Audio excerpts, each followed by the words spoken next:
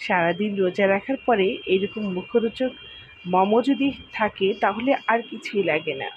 আসসালামু আলাইকুম, কেমন আছেন সবাই? আলহামদুলিল্লাহ আমি অনেক ভালো আছি।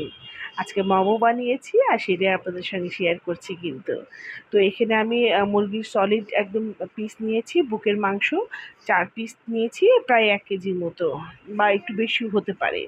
তো এটাকে খুব ভালো করে আমি ব্লেন্ড করে নিলাম। আর এখানে বড় দেখে একটা গাজর কুচি করেছি, আর ২ ইঞ্চির মতো আদা কুচি করেছি, রসুন ৭-৮ মানে কোয়া ৭-৮ টুকরো কোয়া, আর ২টো পেঁয়াজ কুচি, সবগুলো একদম মিহি কুচি করে নিয়েছি। নিয়ে এই যে আম আমার ব্লেন্ড করা মাংসের সঙ্গে আমি দিয়ে দিলাম, সবগুলো মিশিয়ে দিলাম।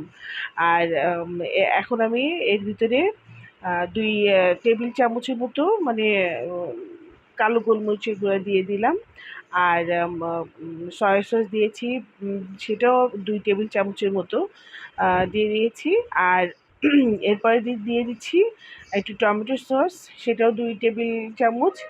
আর পরিমাণ মতো লবণ, কাঁচামরিচ দিয়ে দিলাম ৭-৮টা, খুব কুচি করে মানে মিহি কুচি করেছি। আর বাটার দিয়ে দিলাম ২ টেবিল চামচের মতো, দিয়ে খুব ভালো করে একটু মেখে নিচ্ছি। তো আজকে এটা কিন্তু আমি শুধু একা করি নাই, আমার আরও ২টো বোন, আমরা ৩ বোন মিলেই আজকে এটা তৈরি করেছি। আমরা বড় বোনের বাসায় গিয়ে এটা মানে তৈরি করেছি। তবে বড় বোনই বেশি আমাদেরকে সাহায্য করেছে এগুলো করতে।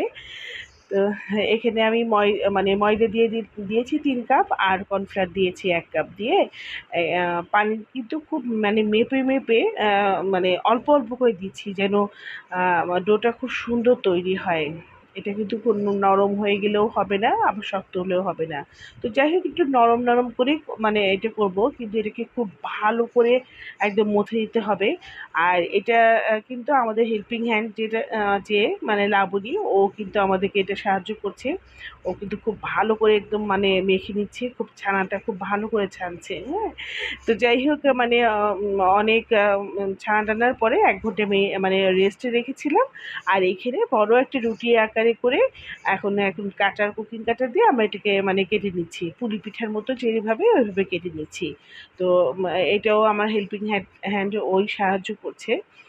আম যাই হোক, এরপরে আমি এই যে খুব চেষ্টা করছি বানানোর। এই রুটির ছোট রুটির মাঝখানে ১ চামচ করে সেই কিমা মাংসগুলো দিয়ে দিলাম। দিয়ে এই যে খুব চেষ্টা করেছি, বিভিন্ন স্টাইলের আর কি করে ফেলেছি।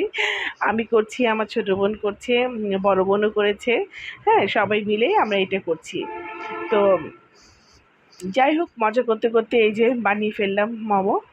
আর আমার এই রেসিপিটা যদি আপনাদের ভালো লেগে থাকে তাহলে অবশ্যই লাইক, কমেন্ট, শেয়ার করবেন। আর এই যে এখানে মানে কড়াইতে একটু পানি দিয়ে আমি হচ্ছে মোমো মানে স্টিম করার জন্য মোমো মেকারে এটা দিয়ে দিলাম। দিয়ে এই যে ১০ মিনিট একদম করে নিয়েছি, সিদ্ধ করে নিয়েছি। ব্যাস হয়ে গেল আমার মোমো। আমার যদি বেশি দরকার